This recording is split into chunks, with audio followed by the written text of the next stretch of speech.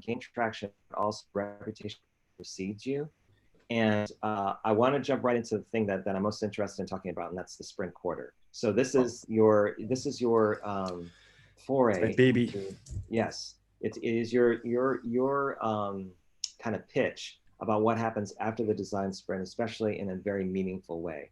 I'll let you get right to it, but I think it's got wonderful potential. But I think for the uninitiated, if you could kind of please explain what it's all about.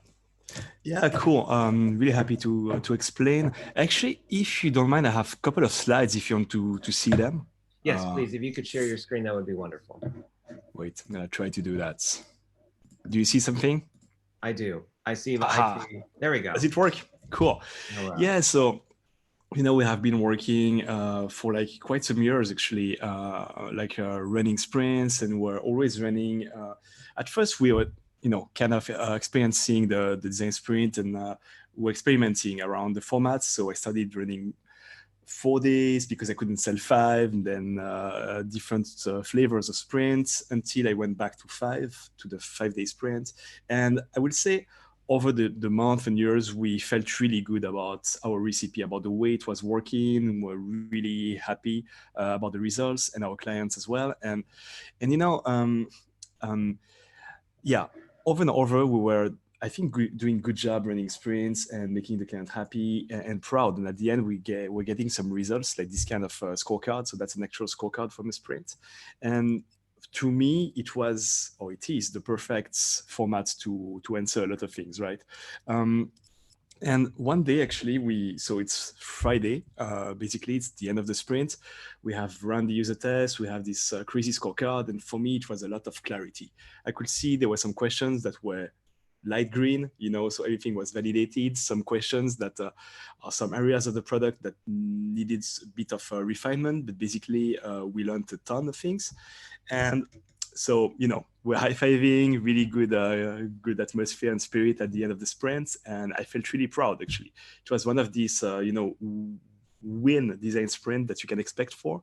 And everyone was high-fiving and left the room, and, weekend.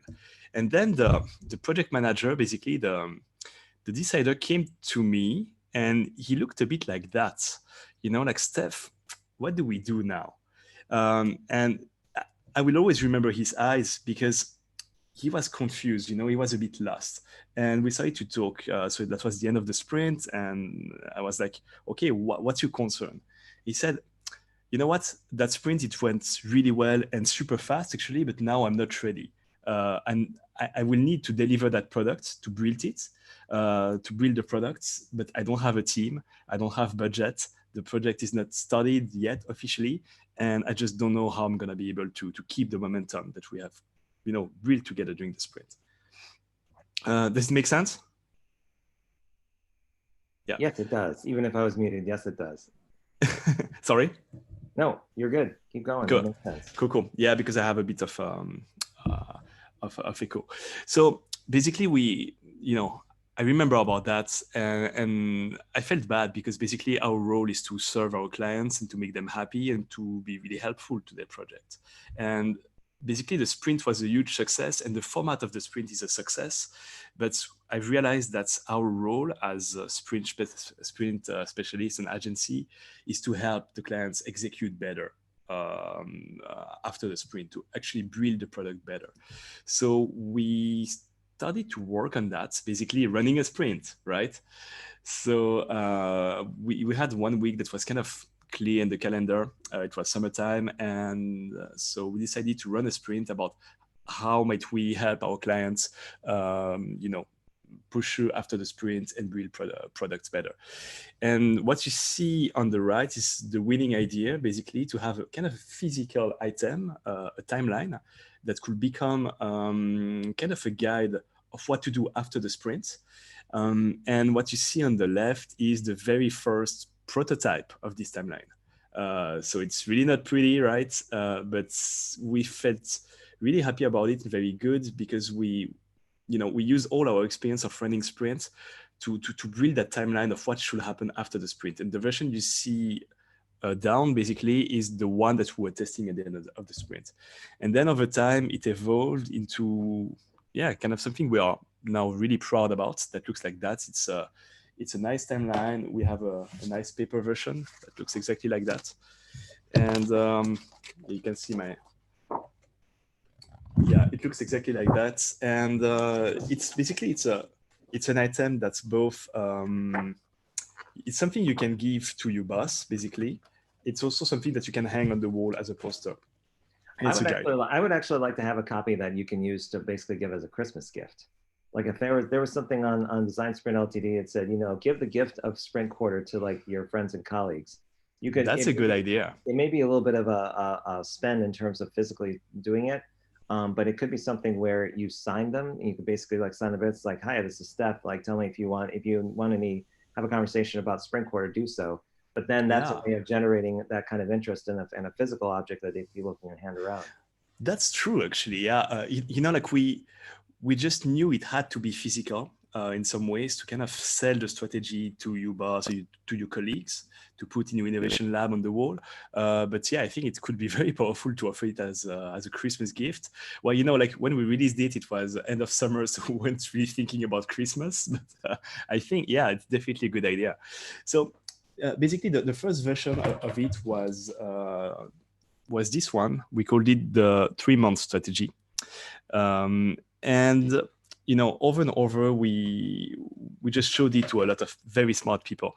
You can see here on the image, basically, you can see Kristen Penny in the background. You can see Sabrina, who was in your show yesterday, I guess, right? That's correct.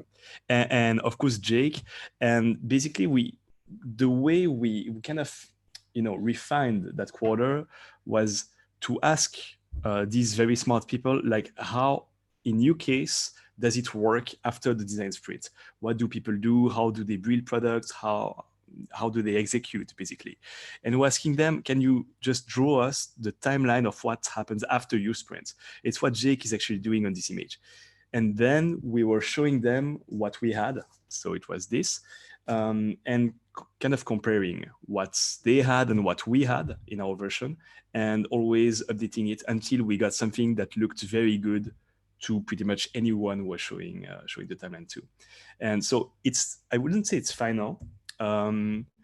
So yeah, the whole idea is to have a 5-day sprint or a sprint to introduce, then a formal go, no go, should we continue another project, then what we call an iteration sprint, that is not the week after, but there is a bit of gap.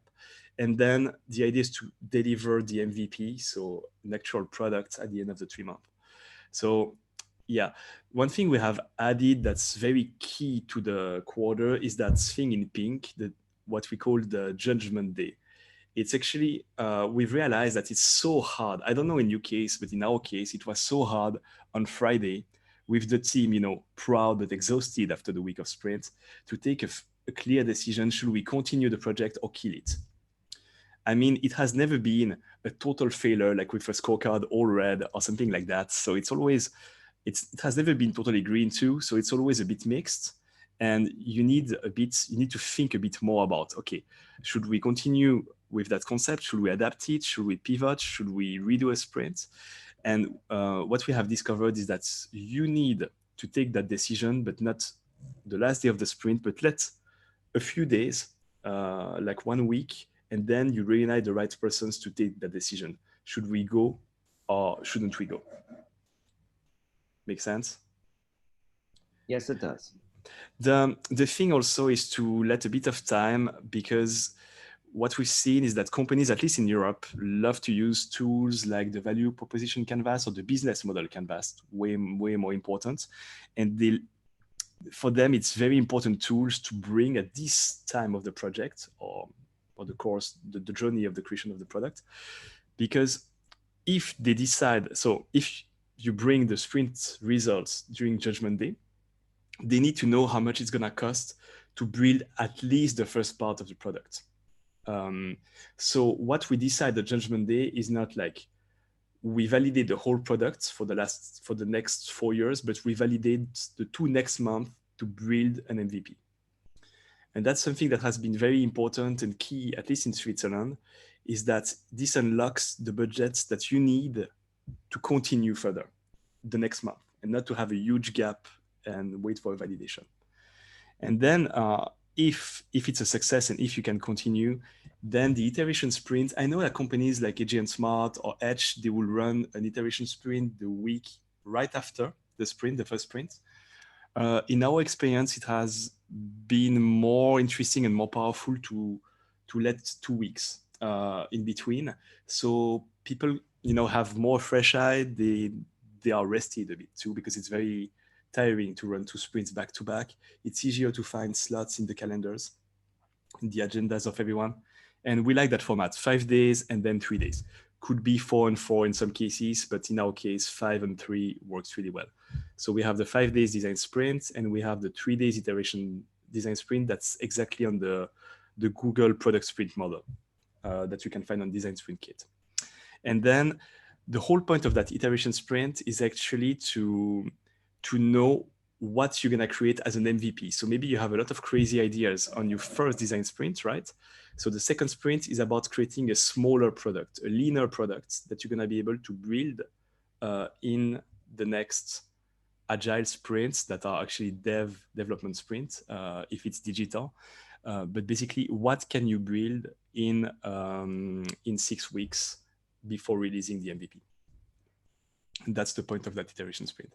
And yeah, the whole point of this is basically to keep the team together and launch something at the end of 3 months. And launch something not just as a prototype tested by just 5 persons, but launch it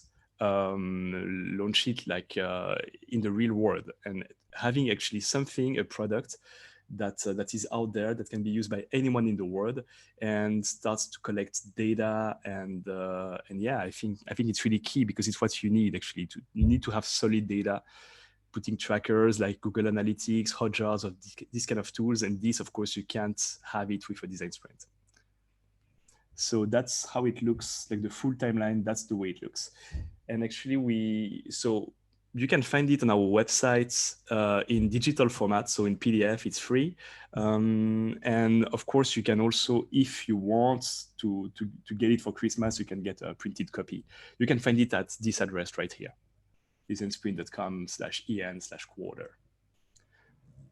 Cool. Rob, do you have any question about this? Do I have any questions about this? I think I can probably take up the rest of the half an hour about it. My most immediate one is, what has been the reception of this since it touched down? You dropped the mic, hit this thing with Design Sprint Quarter, and everybody was like, what is this? And took a look at it. Yeah. What has been the reaction? How have people been adopting it? What have you been experiencing with this? Sure. Actually, it has been very, very good. I think it was expected by a lot of, I would say, very serious practitioners of the sprint, because what has been called now the post-sprint slump, it's like you run the sprint, you have a really high energy level, but if you are very deep about the sprint and you run a lot of these, like we've run more than 100 design sprints right now at the time. So we've seen that over and over. It's like, at least in Switzerland or in Europe, people love running sprints, but have a hard time to execute because they don't have the digital maturity that you need to actually deliver really great products. I guess it's different in the US, but in Europe, that's the way it is. So actually, a lot of our clients at first had been waiting for such a tool. And I realized that a lot of sprint masters were waiting the same. And actually, it's great because, like, for example, Jake, very early on, was very interested about the concept, about the idea. He actually coined the name Design Sprint Quarter. And I think, kind of not mixing, but pushing a bit further. Like, we are designers, but we need to think about business too. And we deal with business people. And it was very important to talk their language. And we've realized that companies, they think in quarter, they have budgets for innovation quarter. And we've realized that the sprint can't work in isolation. It has to go on the normal roadmap of big companies. And that's exactly what it's meant to be. And yeah, so the reception has been great, especially by big corporates, big companies. I went at the Google conference, right? And we met there. And it was great because, you know, I wasn't a speaker or whatsoever, but a lot of people came to me and were like, oh man, I really love your quarter. And so I had a couple of printed copies. So it's cool. I could give them to the people who were really excited about it.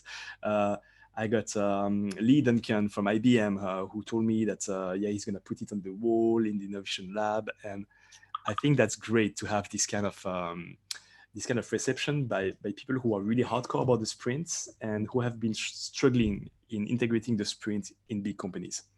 So that's one answer I would say. Yeah, and I can imagine, and especially with the way it's done, that it's a conversation starter around where this could go. Like it says, okay, we understand the concept and see what you're doing, and it has aspects of it that speak to business. Yeah. The conversation can easily move forward into, okay, if we're looking at our internal roadmap at a company, because somebody who's responsible for it, and we already kind of do, maybe they do design sprints, they're thinking about adopting that, but they need that second piece of it where you're talking about the build or the that kind of like the approach on how you do iteration sprints, refine the idea, then integrate it into production. This seems to be one of those things where, in contrast to other thoughts or approaches to it, it really strikes at the heart of implementation, of execution, of basically seeing it come to fruition, whether that's a quarter or 2 quarters or something. It at least starts the conversation. I mean, do you feel that way? Absolutely. And our role was basically to talk about Design Sprint, to get people excited about that. And I think at least in our country now, this is pretty much done. People know what it is, at least the right people know what it is. And maybe they have tried the first sprint as an experiment, but now they want real results and they want to implement it inside the companies for real, in the company's workflow, because they see the potential. And I think the quarter is exactly the right base for a conversation that you can bring to your innovation manager. It's like, okay, what about integrating the sprints that way? And you can unfold that timeline, see how it will work in your workflow, how it will compete with some existing tools or whatever. But it's a great base to start the conversation and see exactly where's the place of a design sprint, because a lot of people struggle about that. Should we run the sprint at the beginning of the project? Should it be more like rethinking a feature? Should we run sprints only when there is a big problem? And I think this answers a lot of questions. Yeah. And what's going to be really, really interesting for me, and I'll be paying close attention to, are the things that you release to the public that correspond to the iteration of this and the integration of it and how it evolves over time. This is really your first foray into it. But as you've already shown, between the original concept and then as it's gone, I saw the one with the blue cover, and I saw the blue cover, I was like, really? Let me take a look at that one. And almost now they're going to become collector's items. Like it's the first version, second version, third version. Yeah, exactly. But that's where I'm laser focused on is when you start showing either case studies or like, no, we've had to think, and we have some composites to work from, and you know, like if you do any collaborations with other groups around their experiences, this thing can continually be refined. It could be something where, well, if you really want to learn how to implement the sprint quarter, then we have this entire course or this engagement or workshop that you can do, where you're not just talking about teaching.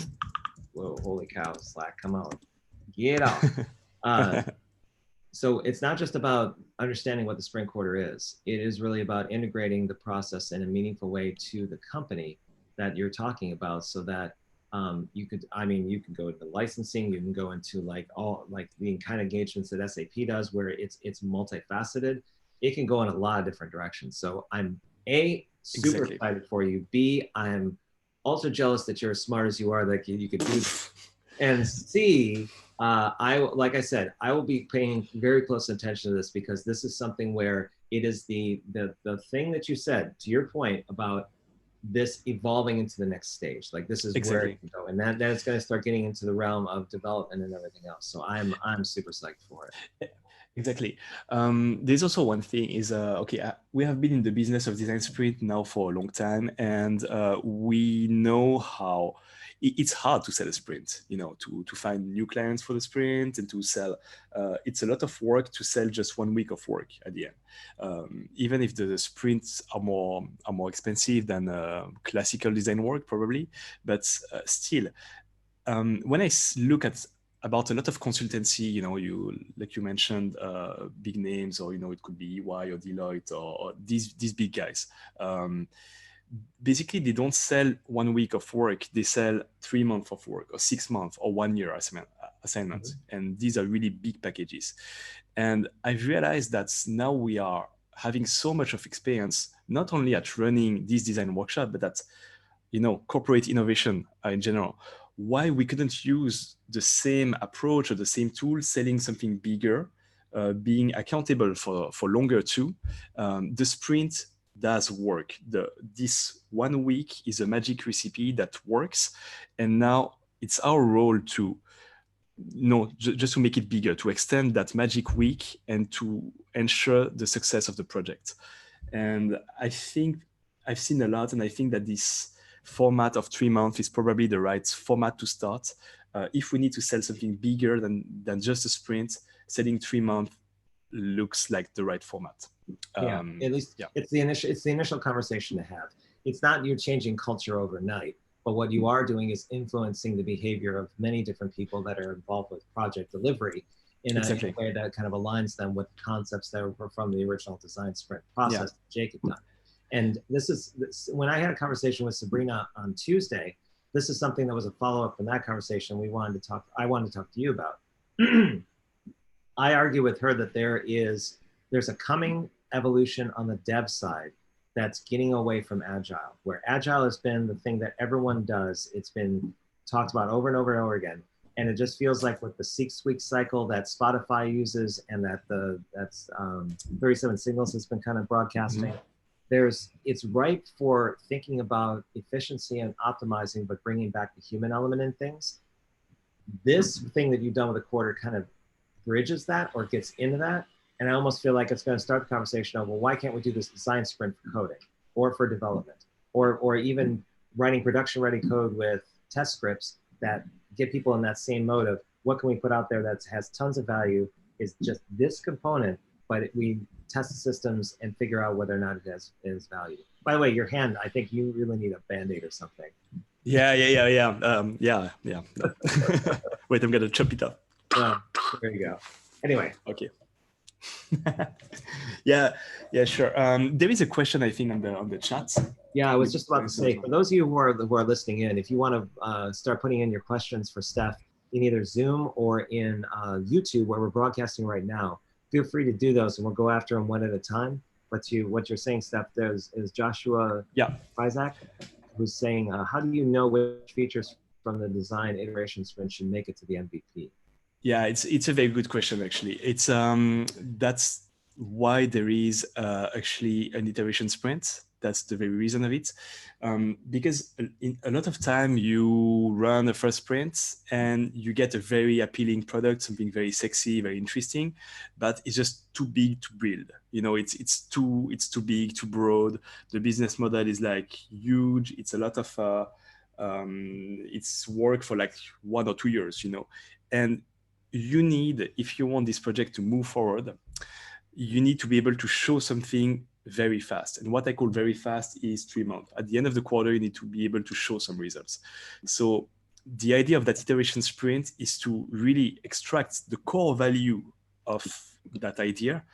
What is the MVP, the minimal viable product or feature? What is the killing feature in these ideas that we want to develop first, basically?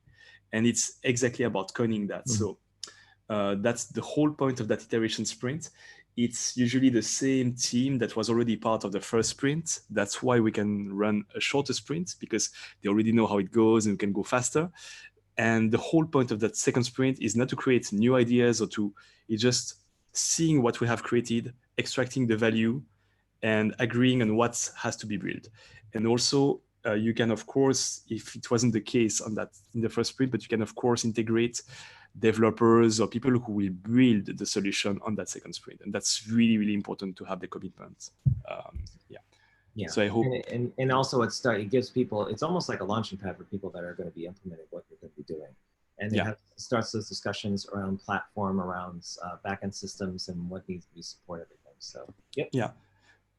I got after the chat with we had with Jake, there was a very precise question about when do you create the backlog for the developers. Typically, the backlog, you wouldn't create it after the first sprint, so it comes right after that second iteration sprint. Basically, you give all the bricks for the developers, product owner to create the backlog, and then they are ready to roll. Yeah. Cool. All right, and Sabrina, basically, she had to run, but she wanted to leave you a question. She was interested, and then by the way, for those watching, Sabrina Gorch from Stuttgart, Germany, who's over in who has her own Design Sprint studio. Yeah, she's the best. We know very well. She says, "Do you have a use case for the quarter, and can you tell us the different reactions from the client that you've had with it?" Yeah, it's so. I mean, that's a very new tool, basically, that we have been releasing. So the thing is, most reactions we got was from former clients, basically, with whom we have been running sprints. And basically, we have been showing them, we have been, kind of using them, or we came back to them with this quarter recipe, and they were like, wow, okay, that's what we would have needed like 6 months ago or 1 year ago, because I've struggled here and here and here. So yeah, so we got reactions. We also sold. So basically now we are in end of October, and we are studying in 2 weeks, a quarter actually. So basically we have sold the first. I can show you exactly. The first part of the quarter, which is this until the go no go, meaning that we're gonna define the challenge. It's a bit of problem framing. We have the 5-day sprint. We have updating the prototype, and then we have organizing the judgment day with high executive. And that's a package that we have sold and that we are studying in the next two weeks. And this basically they might do also. With us or not, maybe it's going to be done internally. So that's also the beauty of it. As a sprint agency, we can accompany the client for the whole journey, or just for a part, but a very specific part. So out of this, you can create one very big package or 2 smaller packages. Yeah. And, so one question that comes from this, so the second and the third part there, where the first is kind of known and we know that space. Do you think that there's opportunity for that to iterate based on your impressions and how you've gone through this? Do you think you need to bring in like a specialized consultant that knows that part of the build very well that can inform your model, or where do you think it's pretty solid as it is? You mean which part exactly? The very last part, like towards the end, towards the this one. Yeah, those two. It's mainly okay. Basically, it's the way we did it for this quarter that's coming. It's because the client don't. I can't exactly say who it is, but it's a big energy company, basically. And they don't know at this point if it's going to be a digital solution or it's going to be a physical solution. Got it. So according to this, basically, according to what we're going to discover on that very first design sprint, then we're going to decide probably together, or maybe they're going to decide on their own, but who are the right people to execute the solution behind. So of course, if you already know that it's a digital product, you can already come with a whole team and sell the whole thing. You see what I mean? But in this case, we're gonna stop after 1.5 months, and then we'll see if it's digital, it might come back to us and our ecosystem. If it's hardware and physical, they're gonna do it in-house or work with different partners. Yeah. Cool.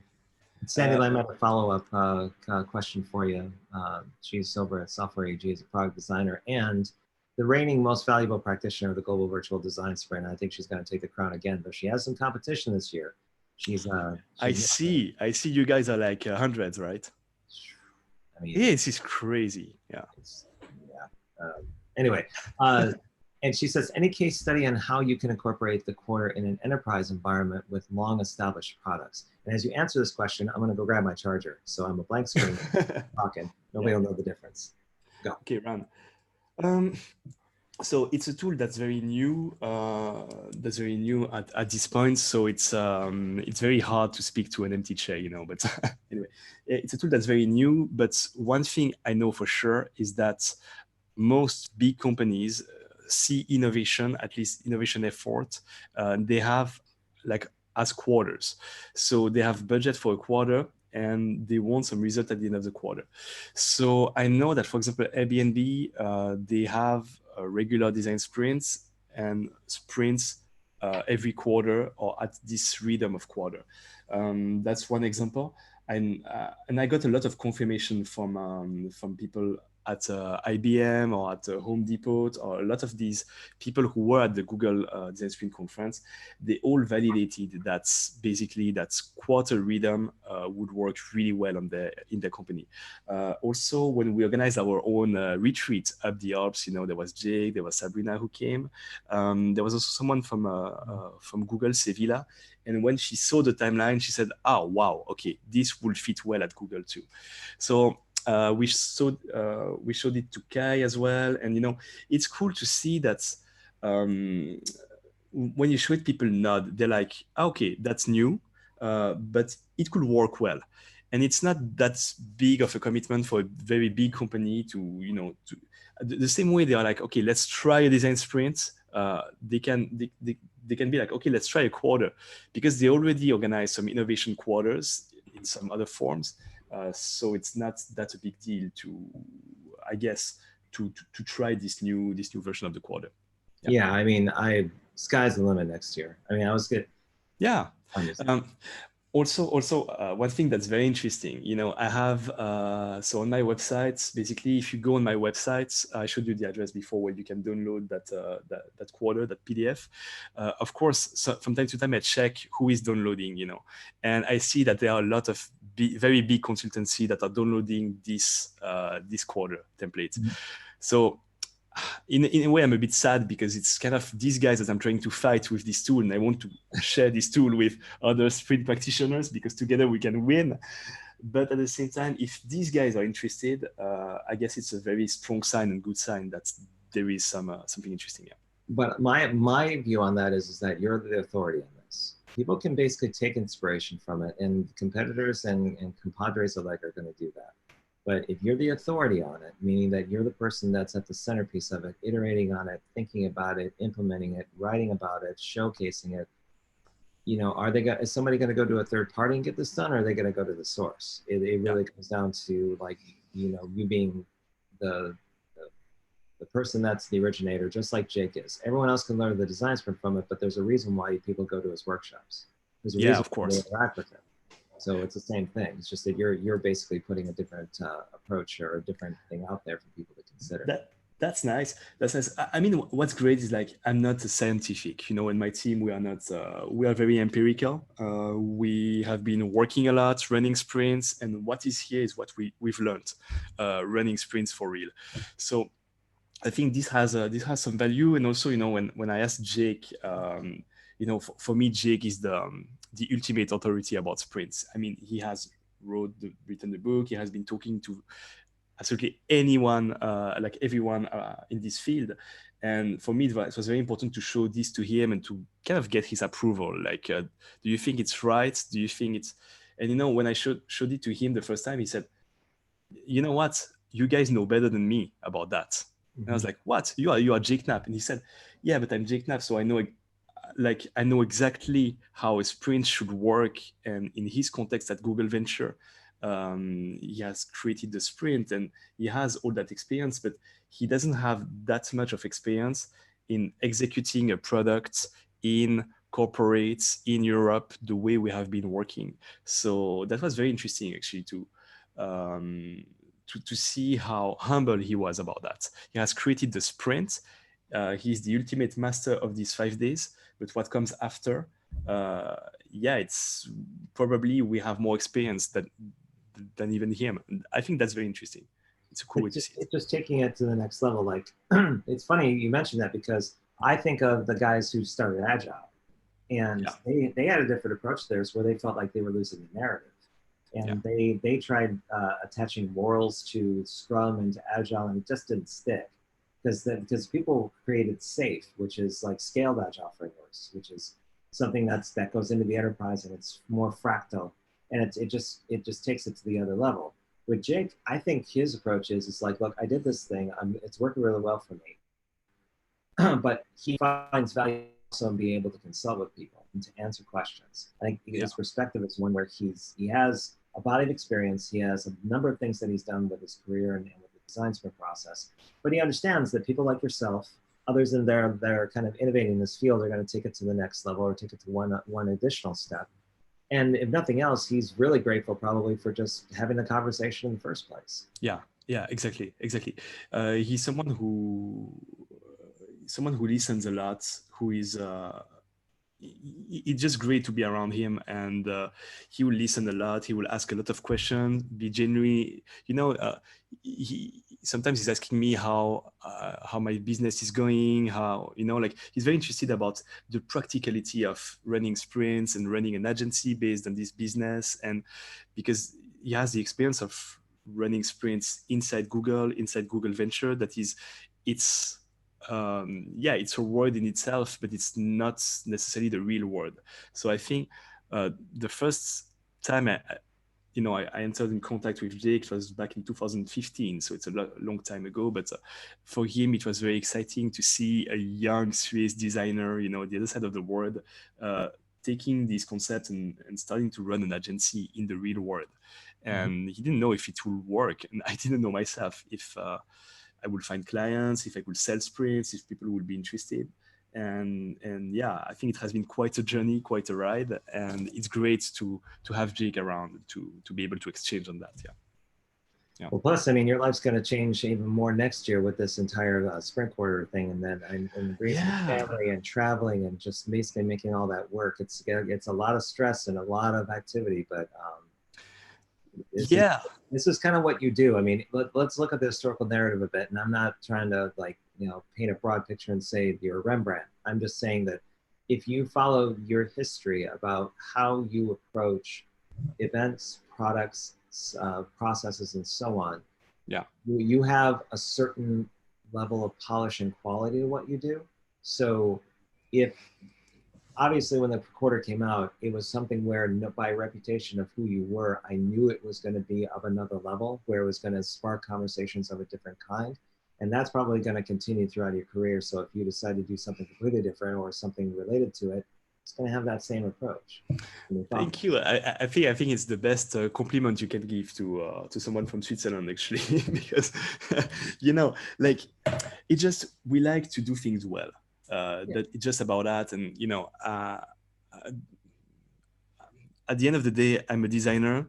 We are designing things, and we are also designing experiences. So when we organize an event or workshop, we really try to create memories and to create something that matters. And I'm not that good at marketing, to be honest, at having crazy strategy, and I suck on social media. No. Hang on. No. I'm not letting you get away with that. No. Let's put it this way. You aren't a serial marketer like a Gary Vaynerchuk or anything like that. Yeah, exactly. But when it comes to letting people know about certain things, you do just fine.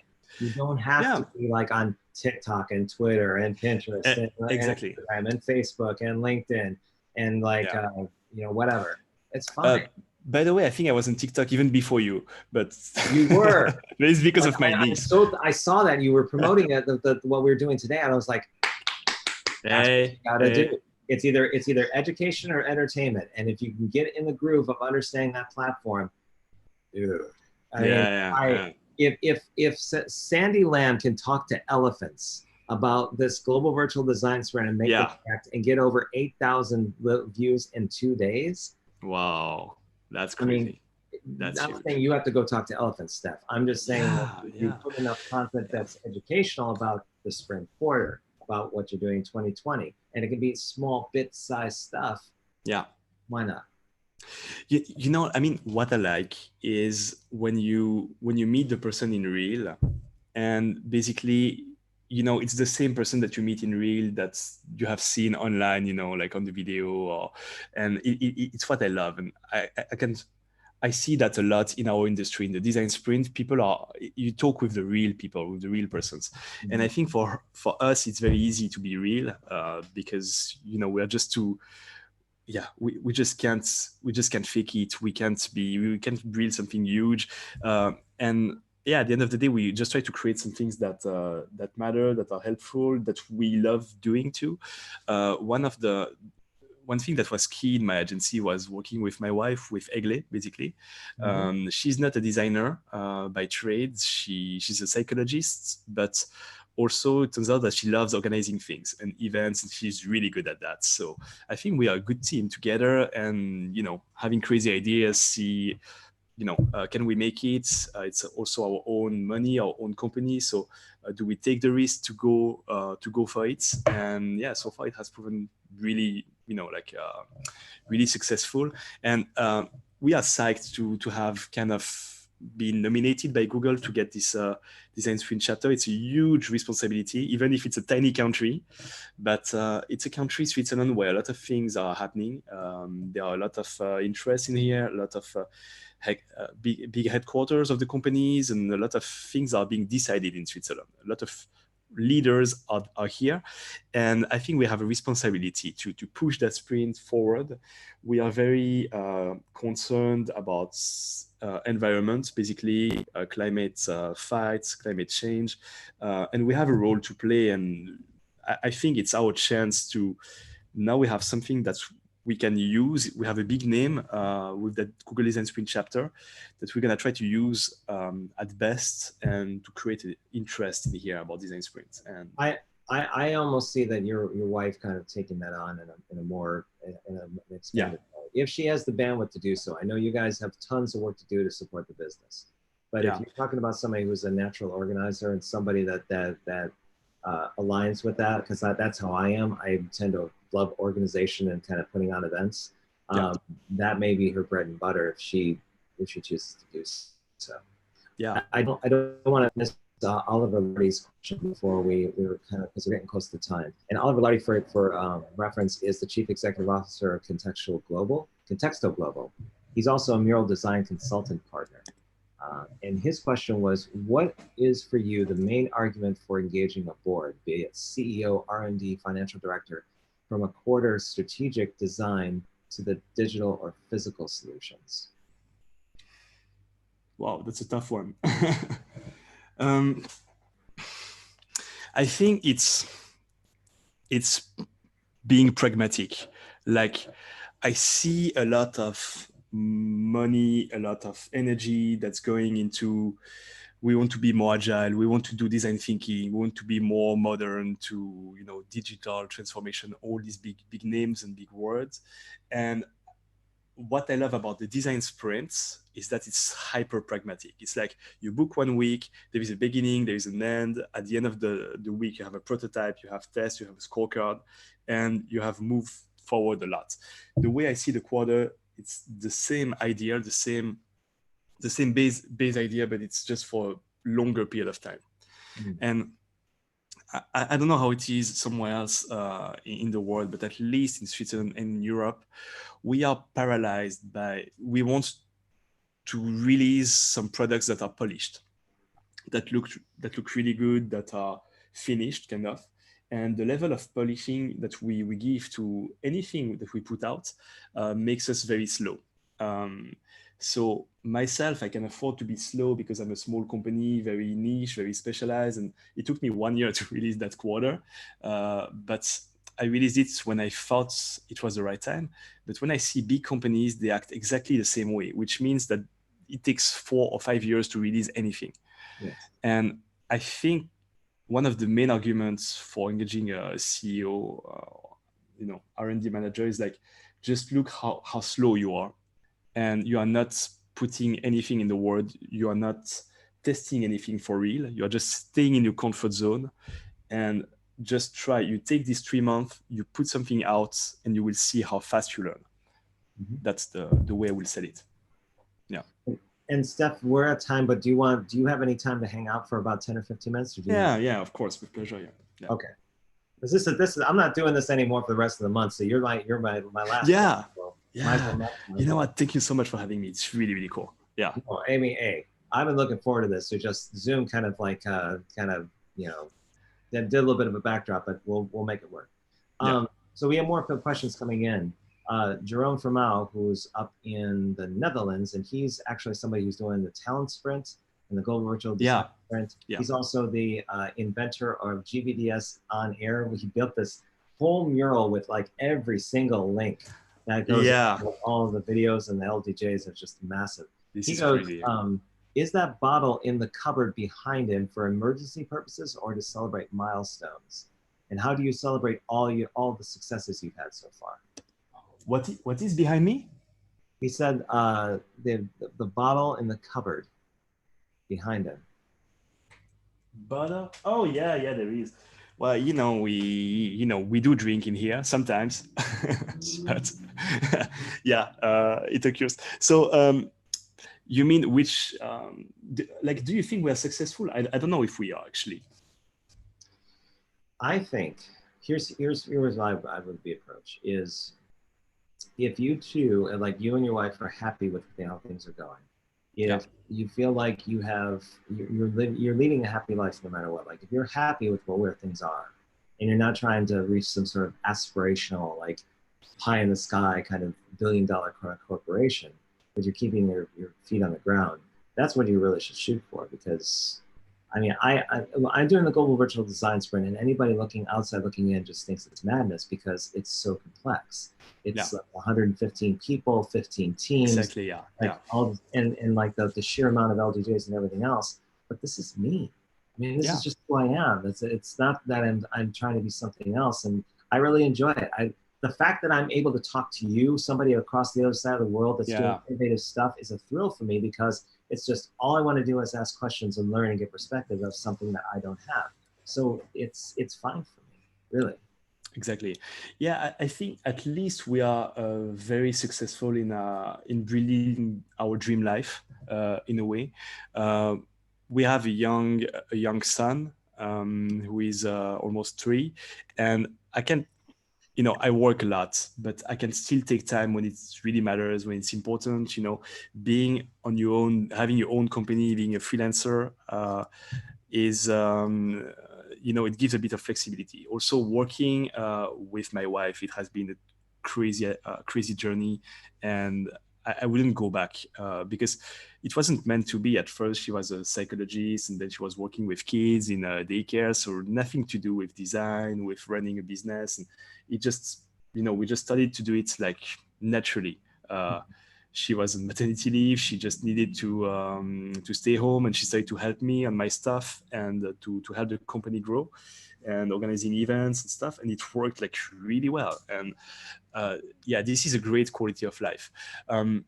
Also, I will say that I love the new role that we received from Google, being able to use that name to push this chapter forward. I think we have a role to play.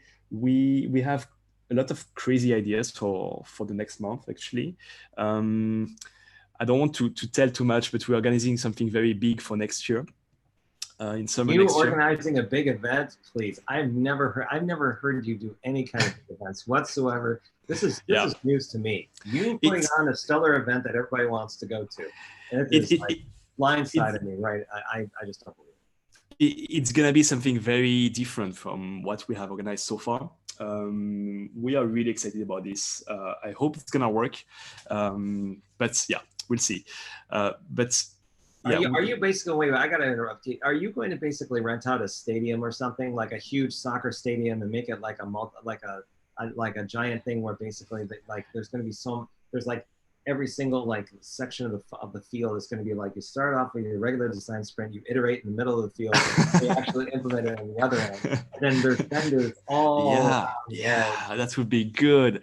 Yeah, kind of like the Super Bowl with like Rihanna singing.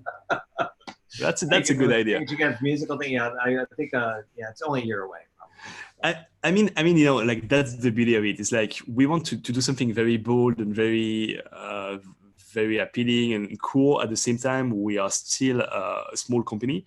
It's our own money, and we need to be very wise about our choices. So, uh, I mean, I love that complexity. It's like we have a lot of crazy ideas. At the same time, we need to think really well, and we just love planning. It's a bit like organizing your wedding. It's something that's so crazy to organize. At the same time, yeah, like the pleasure is thinking about these details, thinking about the experience, thinking about what people really need.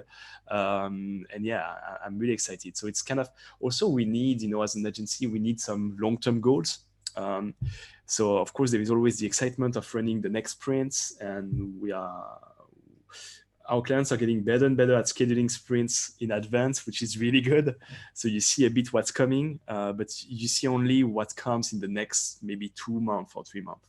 Yeah, But it becomes setting up less, I was going to say it becomes less teaching and preaching, and now it becomes more of a shared experience where they're kind of running in the same space you are.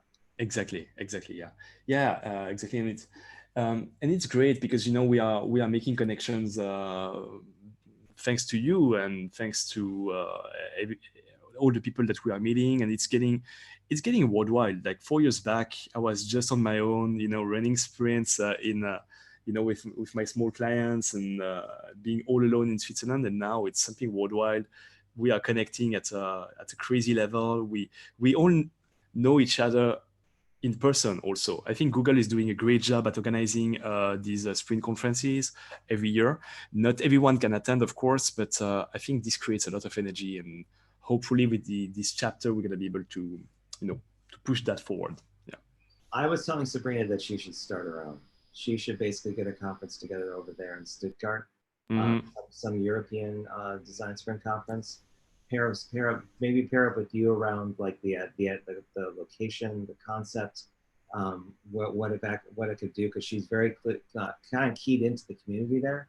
Yeah. Um, and I think with your perspectives in terms of how you kind of see things, it doesn't have to be like a super engagement, but it could be the equivalent that the Google Sprint Conference is in America. Now you have one in the European region, and you could arguably bring in a lot of people with it if it has the right Steph Cruchon kind of flavor to it, not just get everybody Yeah. into like a meeting room and show each other post-it notes. It's what is it going to be a meaningful experience? Yeah. It's um it's um it's definitely it's definitely an idea. I think the sprint is a bit how to say, is a bit late in Europe if you compare to the US. But definitely we could put together something of the scale of the Google event, like 150 practitioners or people coming. But that's a lot of organizing. Basically, it's huge. I mean, when you attend a conference like that, you just enjoy your time and you love the food and you love meeting people. But it's hard to realize how much of work and effort and but definitely it's something that has to be done at some point. Yeah. Mm-hmm. Yeah, I was on the board of the Usability Professionals Association way back when, and I Yeah. did conferences like that. I Yeah. know all the costs that go on, the organizers and how they make that transformation from human being into like hairless troll by the time it's all said and done, because they're just doing 30 million different things. So I totally Exactly. understand that perspective. Yeah. By the way, while we were talking, Solika Absea, who is from Tours France, she has her own kind of design sprint organization that she Cool. does, and everything's in French, so I can't read it. But I looked her up just so I know that I'm representing her. And she's also part of the GVDS too. So she says it's hard to sell a 1 week design sprint. What arguments do you use to sell the quarter, which is longer? Tell us about the selling process, please. Maybe you start with the lightning decision jam, or what's your engagement model? Yeah, it's very interesting actually. So far, I don't know if I have a very precise process. I think part of this process is just talking about it. We've run some meetups already. We have been co-pitching basically with an IT company.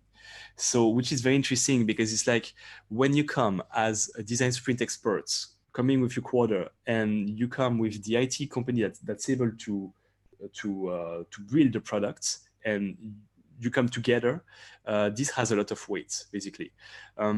So that's a way to do it.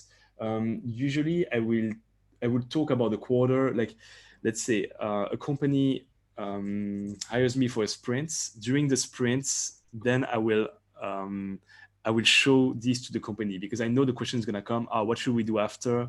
How should we follow up after the sprint? So I have my quarter timelines ready, and we can start talking directly at the end of the sprint about this. This works because you need to have people involved in the sprints to be able to show this kind of solution. So I don't think I can or I will sell a quarter right now to someone who has never run any sprints before.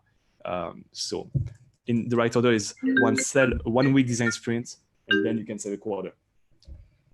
And the target for this is typically innovation managers, R&D leaders, these kind of people who really, they are not team leaders. They don't work on a specific product. They work at the company's level.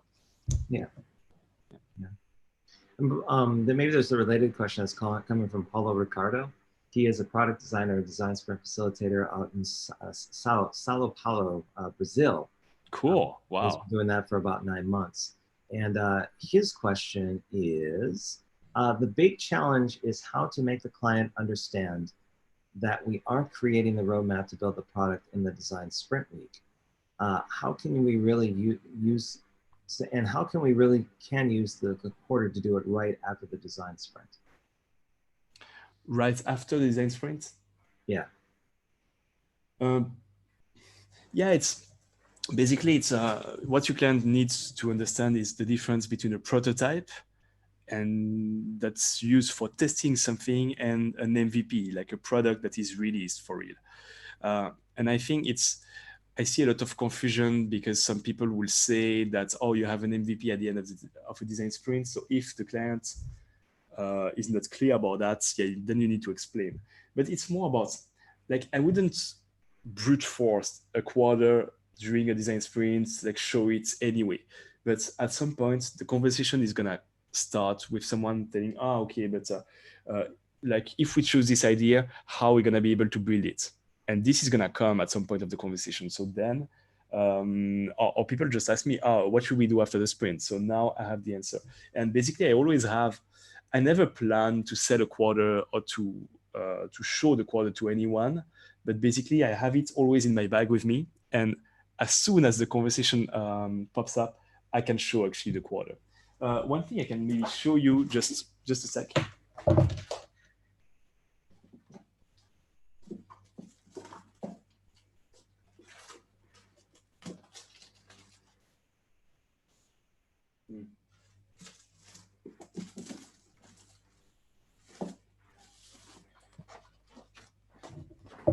Yeah, sorry. It's a mess in my office. So basically, we have 2 timelines. We have that one, which is the 5 days design sprint. Ta-da! Mm-hmm. Okay. And so that's kind of the primary tool that we can use to sell a design sprint. And then part of that very first meeting with the company, if there are some more questions about how are we going to build the solution, do you build it as well? Like, what should we do after? Then I have the 2. So I have the quarter as well. So it's really cool to give these 2 timelines, and basically telling them, okay, that's the quarter. And the timeline you have seen just before is actually just this part. Yeah. And that's the zoomed version. And yeah, it works. So these are not on the website, they are not on sale, but if someone wants the template, I'm happy to send too. So just drop me an email and I will send you the PDF. Cool. Awesome. So that's it for everything on my end in terms of like people asking stuff and kind of getting their understanding what you're all about. Let's wrap it up and kind of go into review what you got coming up in the coming months, what you're planning on doing for 2020, and then we'll so okay, the big thing, I mean, for 2020 is continuing running sprints with our clients, pushing forward. I'm very pleased to welcome in the team Julien, who is a very seasoned UX and product designer. So basically, I'm gonna be more and more, talking about sprints, speaking, running events, and running sprints, like facilitating. I will be designing less myself, basically, or prototyping, because I still build the prototype now. So it's going to be more on Julien, the building of the prototypes and products. We have that very big secret event for summer 2020 that's coming too. And yeah, like we have, before the end of the year, we have a couple of things. We are kickstarting that chapter November 14 in Switzerland. So with someone from next from BBC who is going to come to tell us how they run Design Sprint at BBC. Very interesting. I'm running a webinar with Douglas Ferguson about Beyond the Prototype. So his book and the Design Sprint quarter is going to be November 20. And yeah, so we have a couple of things already scheduled for 2020 sprints with schools, which is really exciting too. And yeah, and that's got a lot of potential in particular. Yeah, of course. Yeah, we have been running basically this year a sprint with Mass Challenge. I don't know if you know the Startup Accelerator Mass Challenge. They are based in Boston, but they have an antenna in Switzerland, and basically they pick 2 startups, students from a lot of schools, high schools over here, and basically we have been running a proper 5 days design sprint with the students working for the startup. That was awesome. So it's something definitely that we're gonna redo next year. And yeah, creating links and connections, and continuing the good vibe. Well, doing exactly what you want to do, which is doing design sprints and really making a name for yourself. Exactly. Yeah, and I will be following your GVDS and the remote sprints. I'm very interested about that. I think it's at the same time, I'm very scared to run these kind of remote workshops. And to be honest, we don't really need to run some, because this country is so tiny. It's very easy to gather people in Switzerland, but right. I see a lot of potential. I'm very concerned about climate warming. I don't want people fly from very far away to come sprinting. So I see a lot of potential. I'm happy that you guys do all these experiments. Because one day I know it's going to be ready and it's going to work, and then I will jump on board as soon as I'm going to be able to do it. Also, one thing, I've been running a sprint in Africa last year, and basically, half of Africa speaks French. So I will be willing also to run sprints, going to Africa or running remote sprints with Africa. That would be great too. The potential is huge, and yeah, so I see a lot of value in this. Yeah, Justin Mertz just came out with an article, I think it was 2 days ago, about his experience running a virtual sprint, and it's eventually going to get there. It's gotta be, the situation has to be right. You have to kind of bring people up to speed on the tech and what to expect, and knowing that they eventually will meet. So it'll get there. But yeah, that's where my focus is that I think that's where it's all going. If you want to find out more about Steph, you can look him up on LinkedIn. It's Steph Cruchon is his name, Cruchon. His company name is Design Sprint Ltd. You can find it at design-sprint.com. You can also download the Design Sprint Quarter on the website. All you have to do is same address /quarter. There's going to be multiple versions. Maybe there'll be a Christmas edition that comes up. We can always who knows? Yeah, he's on Facebook, and it's really easy to find him. Just put facebook.com/design sprint, and he'll be there. I actually hope that someday I'll see a poll saying, what do you think the summer event is going to be from Design Sprint Ltd? And people can put their own entry in there. That would be great. And actually it will give us a lot of ideas. So just go for it. Mine would, besides a stadium idea, mine would be like, okay, we're designing on a plane. We already did a boat. Now we're going to get on like a big, giant international liner, and we're going to take a flight, an international flight. 747. A 747. We're basically going to do the entire sprint from when we start in France, flying all the way into say, Los Angeles, or like the longest flight you can go, and literally it's like a mini version of a flight hackathon and a design sprint. And then when you land, you're going to pitch your idea to a large corporation or an organization. That would be insane. You don't like? Yeah, we'll end it at that. So Steph, Okay. thank you so much for coming on. It was wonderful having you as my final guest for this entire experience of the Woo! GVDS Presents. High five. High five through the air. I wish you all the best of luck. Same. And happy Halloween. Thank you so much, for Robert, for having me, for everything you are doing for the community, the GVDS. It's awesome. And yeah, I can't wait to be talking back to you. Yeah, and speaking of Halloween, do this while we're gone, you know? That's so good. I just, what I was doing in the background, it's like, see, there you go. That's what I should have been there, although my hair's all over the place. Now that it's like, but thank you for coming on, and thank you for being my guest. Thank you. Thank you so much. All right. Take care, Steph. Have a good. Cheers, man. I'll talk to you soon. Awesome. Cheers. Bye. Thank you so much for your questions. My hand. Bye.